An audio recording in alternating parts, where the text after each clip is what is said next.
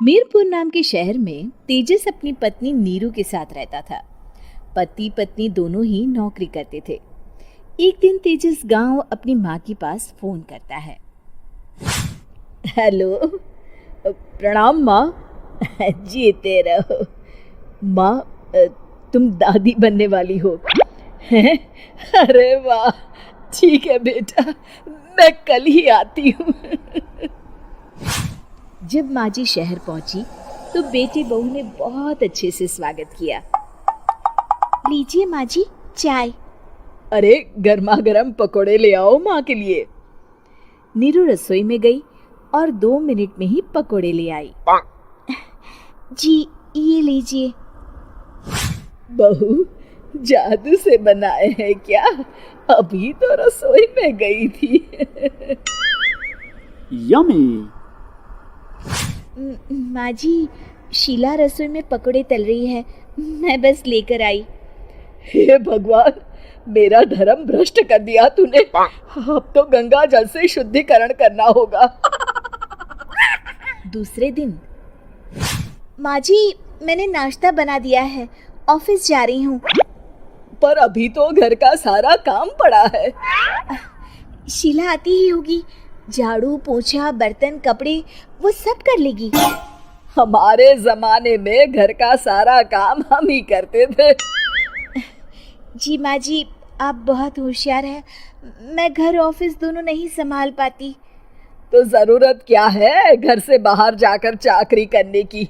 वैसे भी घर का काम खुद करने से घर में बरकत आती है, समझी? पर माँ जी।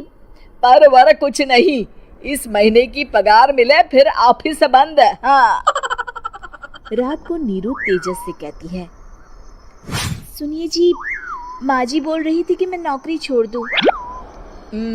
वैसे ठीक ही तो है, अभी तुम्हें आराम की जरूरत है।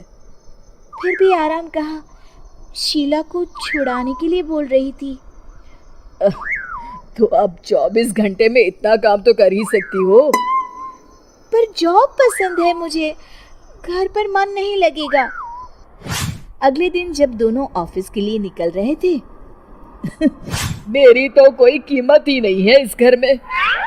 माँ जी, आजकल महंगाई बहुत है, रहन सहन भी बदल गया है, दोनों नौकरी करते हैं तभी ठीक रहता है।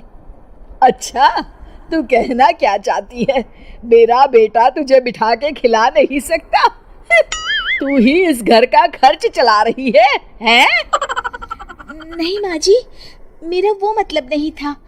मतलब खूब समझती हूँ, ये बाल धूप में सफेद नहीं किए मैंने। हाँ। अब तो ये रोज का काम हो गया था। तेजस भी रोज की झिकझिक से परेशान हो गया था।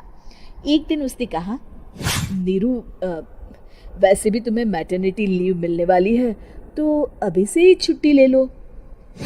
पर क्या, मेरी सैलरी अच्छी खासी है। आखिर नीरू ने रिजाइन कर दिया। जब बच्चा हुआ तो घर में सब बहुत खुश हुए। कुछ दिनों बाद तेजस फाइल देख रहा था। क्या हुआ तेजस, कुछ परेशान लग रहे हो? अब हाँ, वो हमारी जितनी सेविंग्स थी वो तो हॉस्पिटल में और छठी के फंक्शन में खत्म हो गई है नीरू। और अभी वैसे मंदी चल रही है तो मैं बोल रही थी कल मुन्ना को हेपेटाइटिस का टीका लगवाना है। नीरू, क्या पोस्टपोन नहीं कर सकते? नहीं जी, बिल्कुल नहीं। अब तेजस को समझ में आ रहा था कि उससे गलती हुई है। पैसों की कमी का असर घर के माहौल पर भी पड़ रहा था। अगले दिन, बेटा मेरा चश्मा और ये दवाइयाँ ले आना, पर्चा देते हुए माँ जी ने कहा। जी। तेजस, मुन्ना के लिए दूध का डिब्बा और डायपर भी ले आना, और ये किराने के सामान की लिस्ट है, इसे भी लाना है। तेजस गुस्से में लिस्ट मरोड़कर फेंकता है और चिल्लाता है, पैसे क्या पेड़ पर उगते हैं? ये ले आना, वो ले आना। अरे पर ये जरूरत का सामान ही है। वो गुस्से में बिना कुछ कहे ऑफिस चला गया। अरे लंच तो ले जाइए। नीरू दौड़कर डिब्बा पकड़ाती है एक दिन खाना खाने के बाद, नीरू, अब तो मुन्ना कुछ बड़ा हो गया, तो अब तुम वापस ज्वाइन कर लो ना जॉब। पर इस रिसेशन में जॉब मिलना बहुत मुश्किल है। ट्राई तो करो। फिर मुन्ना? माँ जी है ना, और एक फुल टाइम मेड भी लगा लेंगे।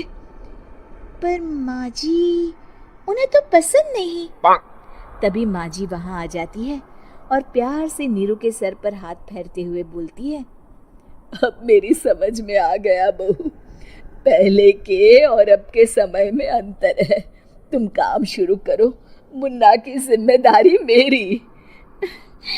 मेरी प्यारी माँ जी। ये कहकर नीरू उनके गले लग गई। शिक्षा, परिवर्तन संसार का नियम है, हमें भी समय के साथ चलना चाहिए। उम्मीद है कि आपको हमारी ये कहानी पसंद आई होगी। कृपया हमारे चैनल को सब्सक्राइब करें और सभी अपडेट्स के लिए बेल आइकन जरूर क्लिक करें। और हाँ, वीडियो लाइक और शेयर करना मत भूलिएगा। Bye bye.